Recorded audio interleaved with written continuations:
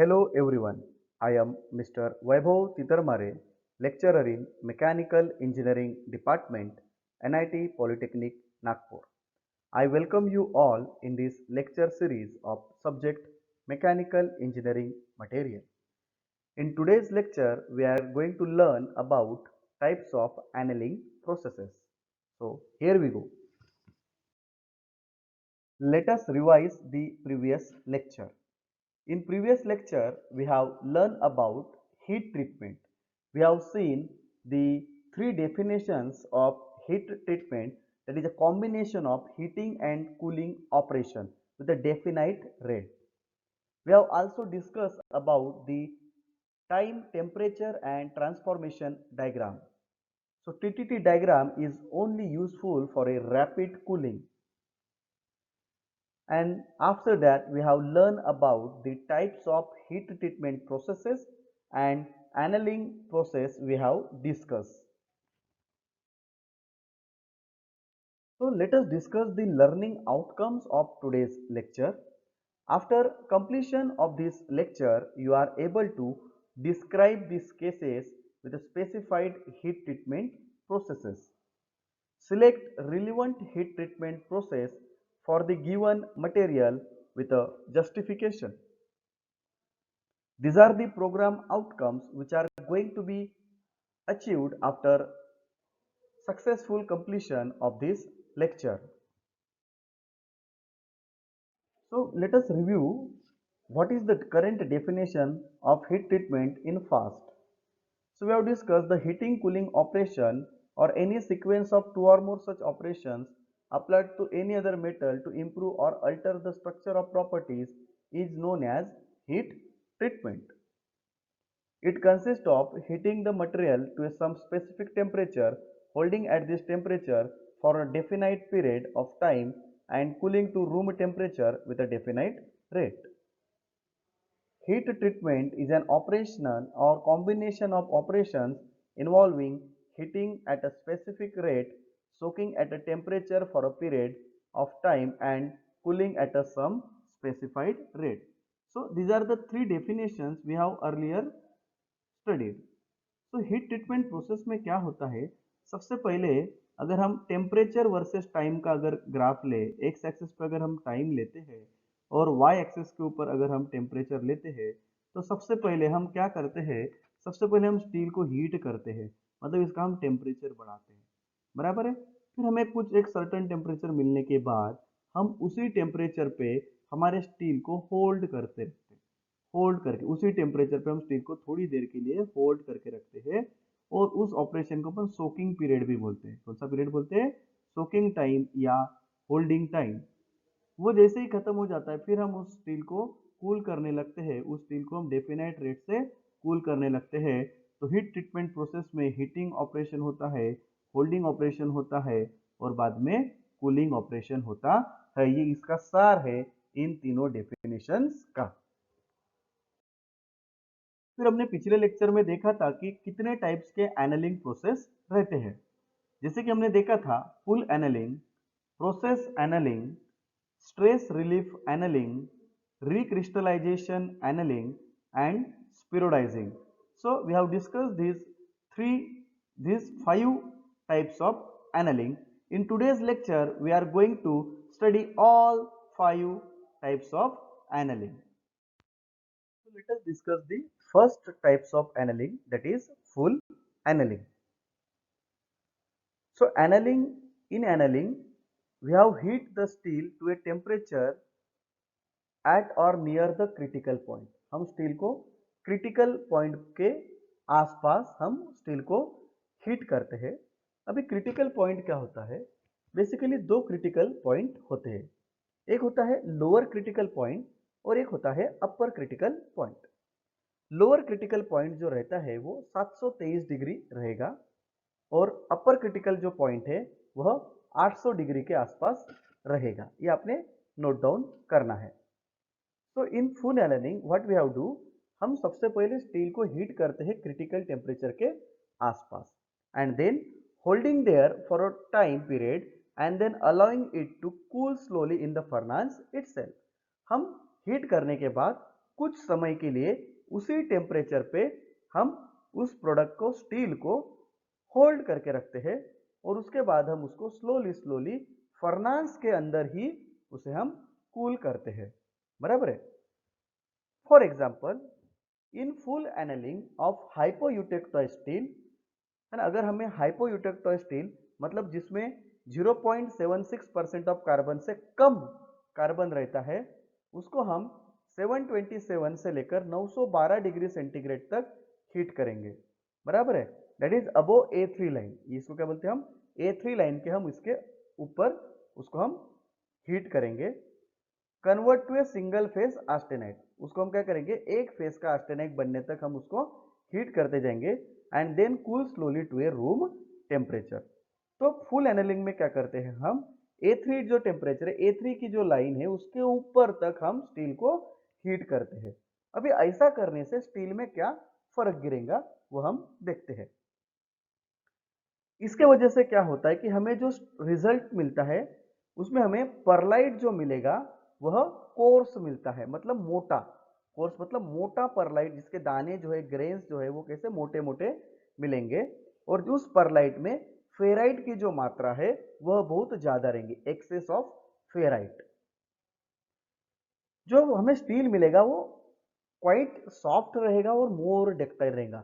मेरे दोस्तों, आपके ध्यान में रखना है कि एनलिंग प्रोसेस हम सिर्फ मटेरियल को या स्टील को सॉफ्ट करने के लिए, उसकी डक्टिलिटी बढ़ाने के लिए करते हैं। दिस इज द मेन उद्देश्य ऑफ फुल एनलिंग।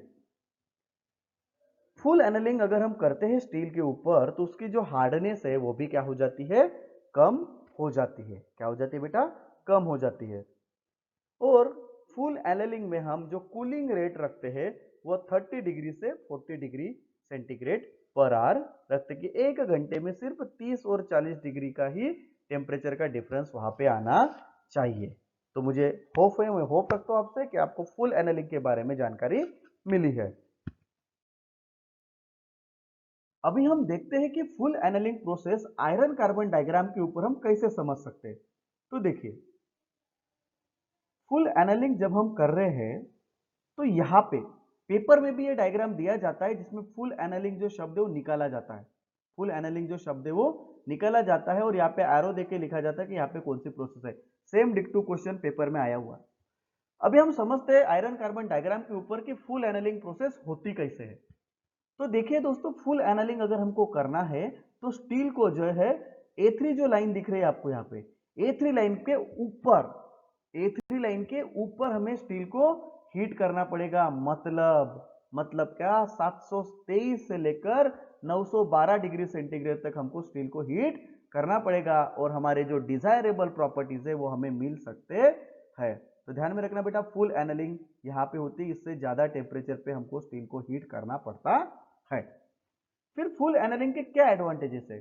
फुल एनलिंग अगर हम करते हैं तो उसका ग्रेन साइज रिफाइन होता है, स्ट्रेंस स्ट्रेस सभी उसमें से रिड्यूस हो जाते हैं, स्टील में सॉफ्टनेस आ जाती है, स्टील मशीनेबिलिटी उसकी बढ़ जाती है, फॉर्मेबिलिटी बढ़ जाती है और उसके इलेक्ट्रिकल और मैग्नेटिक प्रॉपर्टीज भी चेंज होती है। तो these are the advantages of full annealing process. Next जो हम एनलिंग की प्रोसेस देख रहे हैं वह है रिक्रिस्टलाइजेशन एनलिंग।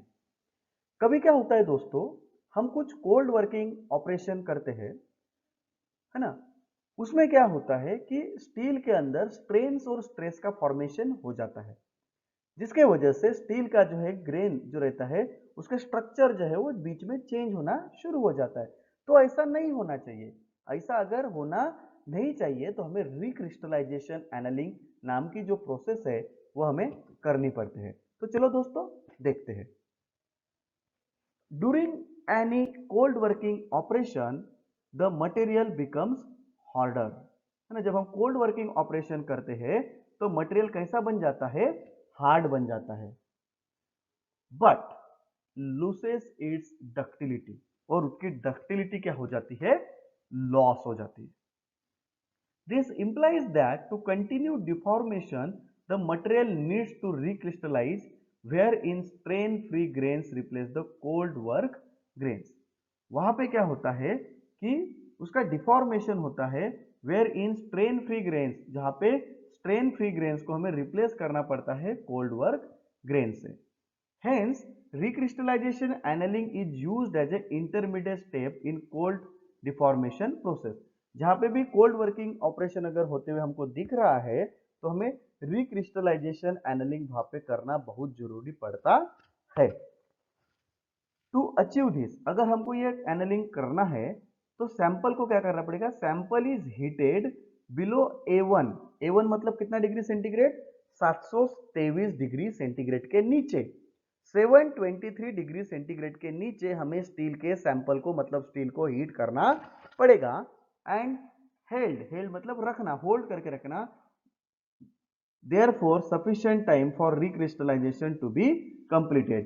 और हमें क्या करना पड़ेगा, उसका जो क्रिस्टल चेंज हुआ है उसका क्रिस्टल जो पहले था उसमें लाने तक उसको होल्ड करके रखना पड़ेगा। तो आपने रिक्रिस्टलाइजेशन एनालिंग में अपने ध्यान में रखना है कि ये कोई तो भी इंटरमीडिएट स्टेप है, जो क्रिस्टल उसने खोए थे उसको वापस लाने के लिए हम ये प्रोसेस करते हैं। और टेम्परेचर ध्यान में रखना है बिलो A1 मतलब बिलो 723 डिग्री सेंटीग्रेड। इसको हम डायग्राम के माध्यम से पढ़ते हैं अभी। रिक्रिस्टलाइजेशन एनालिंग को अगर हम आयरन कार्बन डायग्राम के ऊपर पढ़ने की कोशिश करते हैं तो हमें कुछ इस प्रकार से वह दिखेगी। देखिए दोस्तों, ये जब हम आयरन कार्बन डायग्राम के ऊपर देखते हैं तो आपको यहाँ पे ये A1 टेम्परेचर दिख रहा है। कौन सा टेम्परेचर दिख रहा है यहाँ पे, A1 temperature, that is 723 degree centigrade. तो अगर हमें रिक्रिस्टलाइजेशन एनालिंग करना है तो स्टील को हमको इसके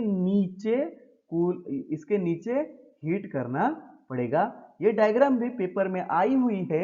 यहां से रिक्रिस्टलाइजेशन एनालिंग नाम का शब्द हटाया गया है और ऑप्शन में पूछा गया है कि ये कौन से टाइप की एनालिंग प्रोसेस है। तो this is a recrystallisation annealing process. I hope you get it. Let us discuss the next annealing process, that is process annealing। तो प्रोसेस एनालिंग जो है वो सब क्रिटिकल एनालिंग के जैसे भी है। इसमें क्या होता है दोस्तों कि इसमें हम जो हमारी स्टील का जो वर्कपीस है उसको भी हम lower critical temperature, heated temperature below the lower critical temperature. Lower critical temperature कितना अपना 723, तो 723 के नीचे भी यहाँ पे हमको इसको हीट करना पड़ता है। फिर उसको कुछ देर तक उस टेम्परेचर पे रखना है और धीरे धीरे उसको ठंडा करना है। Cooling rate is little importance as the process is being done at a subcritical temperature। अगर ये प्रोसेस सब क्रिटिकल टेम्परेचर पे हो रहा है तो यहाँ पे कूलिंग रेट का बहुत ज्यादा मायने रखता है। तो आपने ध्यान में रखना है, it is same as a recrystallisation annealing, बस इसमें थोड़ा सा हमें कूलिंग रेट के बारे में ज्यादा ध्यान रखना पड़ता है। अभी हम देखते हैं कि प्रोसेस एनालिंग की हमको जरूरत क्या है। तो सबसे पहले है कि ये जो हमारी प्रोसेस एनालिंग है वो क्या करती है कि रिड्यूस करती है हार्डनेस को और डक्टिलिटी को ये बढ़ावा देती है ऑफ कोल्ड वर्क स्टील। जिस स्टील के ऊपर कोल्ड वर्किंग ऑपरेशन हो चुका है उस स्टील की ये हार्डनेस को रिड्यूस करती है और डक्टिलिटी को ये बढ़ाती है। सो फर्दर वर्किंग में बी कैरिड आउट इजीली, उसके बाद वो जो भी प्रोसेस होंगी वह इजीली कैरिड आउट हो सके। ये जो प्रोसेस है एक्सटेंसिवली यूज होती है शीट्स और वायर्स में। जहाँ पे शीट्स और वायर अगर हमको स्टील के बनानी है तो प्रोसेस एनालिंग जो नाम की प्रोसेस है वो हमको बहुत अनिवार्य रहती है। Parts which are fabricated by cold forming such as stamping, है ना, स्टैंपिंग की वजह से, एक्सट्रूजन की वजह से, अपसेटिंग से, ड्राइंग ऑपरेशन से जो भी कुछ फैब्रिकेट हम कर रहे हैं वहां पे भी हमें प्रोसेस एनालिंग नाम की जो एनालिंग है वह करना बहुत अनिवार्य है as an intermediate step. Scaling और ऑक्सीडेशन कैन बी प्रिवेंटेड, अगर हम उस स्टील के पार्ट को कोरोजन नहीं होना देना चाहते, उसका हमें कोरोजन रेजिस्टेंस अगर हमें बनाना है तो मेरे दोस्तों हमें प्रोसेस एनालिंग करना बहुत अनिवार्य है। बराबर है। तो this are the purposes of process annealing. चलिए दोस्तों नेक्स्ट एनालिंग की प्रोसेस हम देखते हैं, उसे हम बोलते हैं स्ट्रेस रिलीविंग, है ना, स्ट्रेस रिलीविंग एनालिंग। तो देखो जो भी स्टील के कंपोनेंट के अंदर जो भी स्ट्रेसेस प्रोड्यूस हुए हैं उसको बाहर निकालना है। इंटरनल स्ट्रेसेस को अगर हमको बाहर निकालना है तो हमें स्ट्रेस रिलीविंग नाम का ऑपरेशन, स्ट्रेस रिलीविंग नाम के एनालिंग प्रोसेस को यूज करना पड़ेगा। अभी तुम बोलोगे स्ट्रेसेस कहाँ पे आएंगे, तो मटेरियल जो हमारी स्टील है बहुत जगह से घूम के आती है ना, उसके ऊपर बहुत सारे ऑपरेशंस होते हैं, उसके वजह से वो प्रोडक्ट के अंदर, उस स्टील के अंदर बहुत सारे इंटरनल स्ट्रेसेस डेवलप होते हैं, जिसके वजह से फेलियर ऑफ स्टील कंपोनेंट हो सकता है। तो हमें क्या करना पड़ेगा, हमें स्ट्रेस रिलीविंग एनलिंग नाम की प्रोसेस उस कंपोनेंट के ऊपर करनी पड़ेगी। चलो आइए देखते हैं। As the name suggests, this process is employed to relieve the internal stresses. Internal stresses are those stresses which can exist within a body. वो उस component के अंदर रहते हैं। This is called as a residual stresses. उसे हम residual stresses भी बोलते हैं। No microstructure changes during this process. ये बहुत अच्छी प्रोसेस है जिसमें स्टील का जो माइक्रोस्ट्रक्चर है वह चेंज होता नहीं है। अब ये जो स्ट्रेसेस डेवलप होते हैं स्टील के अंदर, वो कैसे होते हैं? सॉलिडिफिकेशन ऑफ कास्टिंग से होते हैं, वेल्डिंग ऑपरेशन से होते हैं, मशीनिंग, अगर आपने वहां पे लेथ मशीन के ऊपर और मिलिंग मशीन के ऊपर कोई कंपोनेंट अगर बनाए हैं तो उसके उस स्टील के कंपोनेंट के अंदर स्ट्रेस रहेंगे, मतलब रहेंगे। ग्राइंडिंग ऑपरेशन से, शॉर्ट पिनिंग से, हैमरिंग से, कोल्ड वर्किंग से, केस हार्डनिंग से, इलेक्ट्रोपेटिक कोटिंग से, प्रेसिपिटेशन एंड फेस ट्रांसफॉर्मेशन से, तो इतने ज्यादा जरिया है, उसके वजह से उस स्टील के कंपोनेंट के अंदर क्या हो रहा है मेरे दोस्तों, उसके अंदर क्या हो रहा है, स्ट्रेस डेवलप हो रहा है। इन स्ट्रेस को हमको क्या करना है, रिलीव करना है। तो हमें स्ट्रेस रिलीविंग ऑपरेशन करना बहुत ज्यादा जरूरी है। अभी हम देखते हैं कि स्ट्रेस रिलीविंग एनलिंग ये काम कैसे करती है, तो हम इसको आयरन कार्बन डायग्राम के माध्यम से देखते हैं। तो स्ट्रेस रिलीविंग एनलिंग में होता क्या है कि हम जो स्टील है वो 750 से 800 डिग्री सेंटीग्रेड तक हीट करते हैं, बराबर है। स्ट्रेस रिलीफ एनलिंग में हम क्या करते हैं, स्टील को हम 750 से 800 डिग्री सेंटीग्रेड तक हीट करते हैं, और अगर हम स्टील को उस टेम्परेचर पे हीट करते हैं तो वहां के जो भी स्ट्रेसेस है वो क्या हो जाएंगे बेटा, रिलीव हो जाएंगे, बाहर निकल जाएंगे, बराबर है। अभी हम देखते हैं स्पिरोडाइजेशन एनलिंग प्रोसेस, या इसको हम स्पिरोडाइजिंग भी बोलते हैं। This is a very specific heat treatment process given to a high carbon steel, requires extensive machining prior to final hardening and tempering. हम ये स्टील स्पेसिफिक, ये जो प्रोसेस है स्पेसिफिक पर्पस के लिए यूज करते हैं, जिसमें हमें स्टील के ऊपर मशीनिंग होना, उसका हमें ज्यादा महत्व है, ना कि उसके हार्डनिंग और टेम्परिंग का। इसका जो मेन उद्देश्य है स्पिरोडाइजिंग का, it is to increase the ductility of sample. Sample की डक्टिलिटी बढ़ाने के लिए हम ये प्रोसेस करते हैं, जिसमें हम स्टील को लोअर क्रिटिकल टेम्परेचर के नीचे, लोअर क्रिटिकल टेम्परेचर के नीचे हम स्टील को हीट करते हैं, और बहुत ही धीरे, बहुत धीरे धीरे, स्लोली स्लोली स्लोली स्लोली हम उस स्टील के कंपोनेंट को क्या करते हैं, कूल करते हैं। उसके वजह से क्या होता है, जिसमें जो आयरन और कार्बाइड जो रहता है स्टील के अंदर, जो आयरन और कार्बाइड जो रहता है वो स्पिरोडिकल शेप लेता है ना, छर्रे जैसा स्पिरोडिकल शेप या बॉल्ड अप शेप ले लेता है। कौन सा, बॉल्ड अप शेप। इसलिए इस प्रोसेस को हम स्पिरोडाइजिंग प्रोसेस बोलते हैं। ये प्रोसेस इंप्रूव करती है प्रॉपर्टीज किसकी, मीडियम और हाई कार्बन स्टील से, है ना। मीडियम और हाई कार्बन स्टील जो रहती है उनकी ये प्रॉपर्टी चेंज करती है, सच एज मशीनिंग और कोल्ड वर्किंग प्रॉपर्टी, है ना। मशीनिंग और कोल्ड वर्किंग प्रॉपर्टी यह स्पिरोडाइजिंग प्रोसेस इंक्रीज करती है। चलिए दोस्तों, इसको हम आयरन कार्बन डायग्राम के माध्यम से भी पढ़ने की कोशिश करते हैं। तो देखिए, ये जो रेंज है ये है हमारा, कौन सा रेंज है ये, स्पिरोडाइजिंग वाला।